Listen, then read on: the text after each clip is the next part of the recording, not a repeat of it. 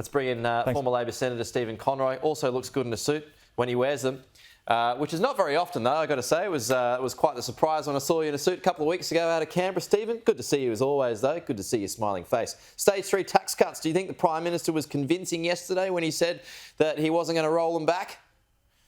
Well, I think they're locked in. The Labor Party and Albo made a promise that they wouldn't repeal them. So I think that the argument is quite a bizarre one. Labor will keep the election commitment. Yeah. Have the times changed, though? I mean, Russell Broadbent, he's pointed to this. He's not alone on this. I mean, others say this too. Opponents of the Stage 3 tax cuts all say when this was legislated, we are now in a much bigger financial hole, and maybe that's a bit of an easier fix to that big hole if they don't go ahead. Look, the only real fix to this financial hole that we're in is to grow the economy. And you heard Albo say yesterday at the press club, Labor is in for growth. That's why this Jobs and Skills Summit is so important. Put productivity back into the enterprise bargaining system, see real wage growth, give employers and employees the confidence that they can go forward knowing they're not going to keep going backwards. And when you get that confidence back in the system, you can then start growing the economy. The only real solution, short of massive cuts in all sorts of government programs and increasing taxes, is to grow the economy. So Labor's making a very deliberate choice. We're not going to go for a failed policy over the last few years of cutting back, which you've seen overseas. It's failed. What we're seeing is a government committed to growth.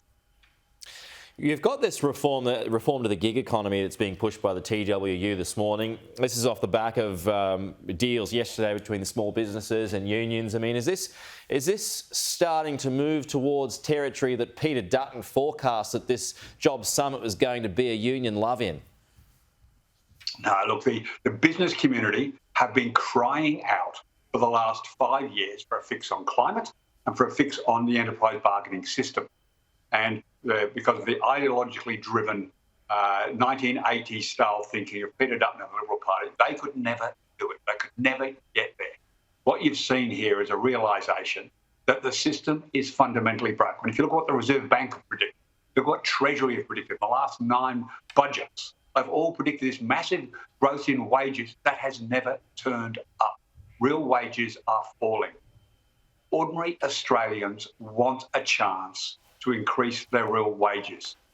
The business community have said publicly, and you've got to give credit to the BCA, they're saying they want to see an increase in wages because the economy needs it. So there is a consensus around what the economy needs. Peter Dutton is just parroting 1980s ideology and rhetoric, and it's time to just put him in a corner where he belongs and get on with growing the economy. Okay, Stephen, we'll have to leave it there, but appreciate it. Short and sweet today. We'll talk to you soon.